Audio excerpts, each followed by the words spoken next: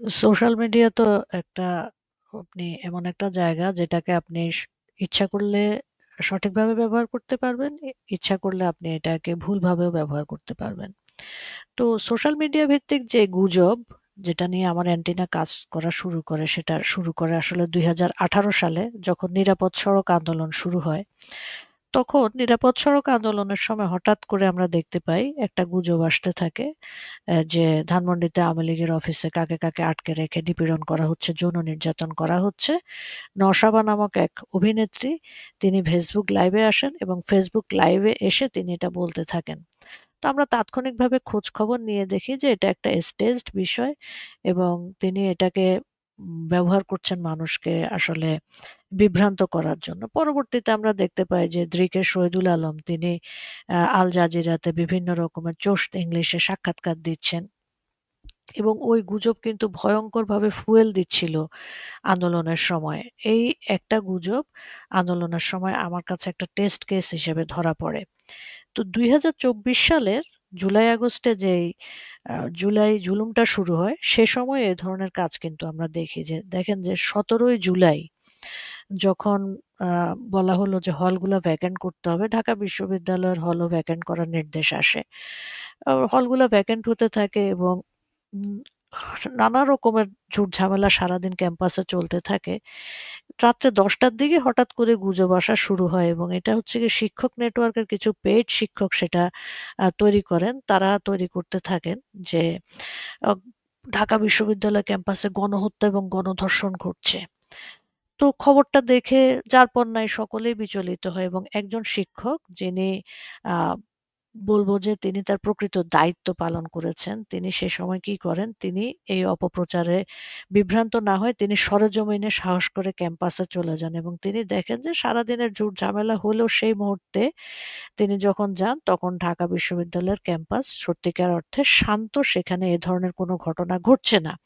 তিনি যখন ফেসবুকে এই পোস্টটা দেন, আগের শিক্ষকদের অপপ্রচারকে ডিবাঙ্ক করে, তখন তার বিরুদ্ধে শুরু হয়ে যায় তাদের সংঘবদ্ধ আক্রমণ, এবং পরবর্তীতে তারা আ অ্যানোনিমাসলি তাকে হত্যার হুমকিও দেয়। এরপরে জিডি হয়, এবং সেই ঘটনা হয়তো আপনারা যারা ফলো করেছেন তারা জানেন।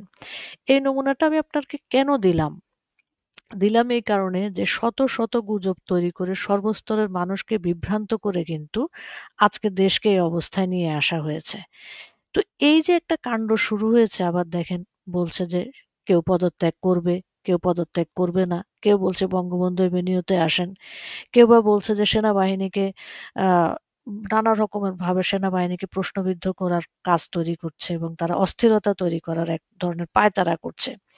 তো আপনাকে আমাকে কিন্তু একটা জিনিস মনে রাখতে হবে যে সেনাবাহিনী যেমনই হোক, যাই হোক, তাদের অতীত ইতিহাস যেমনই থাকুক, তারা কিন্তু বাংলাদেশের স্বাধীনতা এবং সার্বভৌমত্বের প্রতীক।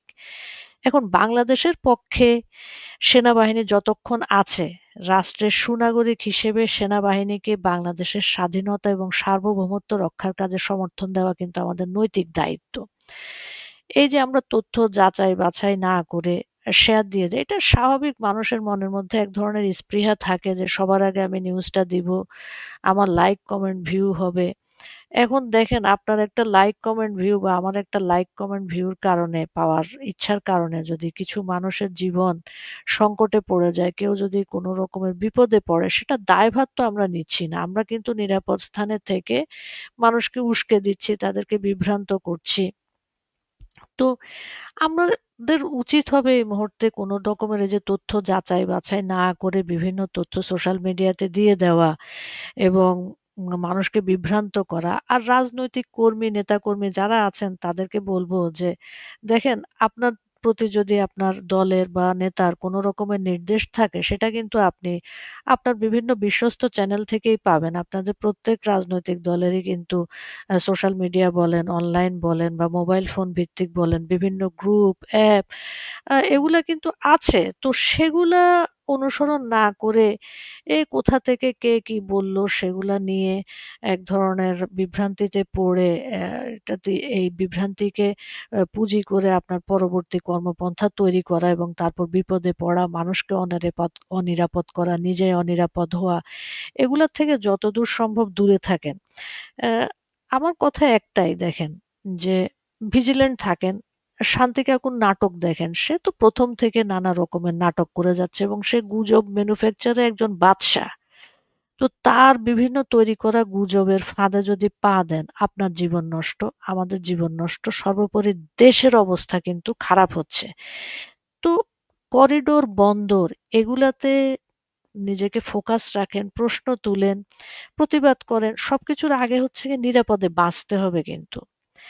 দেশ যখন আপনাকে বলবে যে আমাকে বাঁচানোর জন্য তোমরা একযোগে আসো, তখন যদি সর্বশক্তি দিয়ে ঝাঁপিয়ে পড়তে না পারেন, এবং এই সর্বশক্তি দিয়ে ঝাঁপিয়ে পড়তে হলে কিন্তু আপনাকে এই মুহূর্তে কি করতে হবে? আপনাকে ওই যে আমি বললাম, ভিজিল্যান্ট থাকতে হবে, সতর্ক থাকতে হবে। সতর্ক থাকেন। বাংলাদেশের সেনাবাহিনী যতক্ষণ বাংলাদেশের পক্ষে কাজ করছে, স্বাধীনতা এবং সার্বভৌমত্ব রক্ষার কাজে তারা ব্রতী হচ্ছে, ততক্ষণ তাদের পাশে থাকেন এবং সত্য কোনটা, মিথ্যা কোনটা, এটা যাচাই বাছাই করেন। ক্রিটিক্যাল অ্যানালাইসিসটা করেন দয়া করে। কোনো একটা ভিডিও দেখলে, কোনো একটা ছবি দেখলে, কোনো একটা বক্তব্য পড়লে সেটাকে 100% সত্য ধরে নিবেন না। এখনকার যুগটাই এমন। ৯টা মিথ্যার সাথে একটা সত্য মিশিয়ে দিয়ে বলবে যে এটাও সত্য। এই জিনিসগুলো একটু যাচাই বাছাই করার চেষ্টা করেন।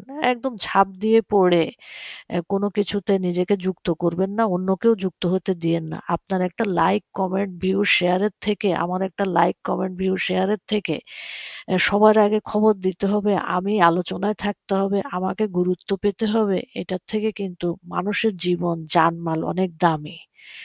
একটু একটু মানবিক হন এবং সেই অনুযায়ী আচরণ করেন।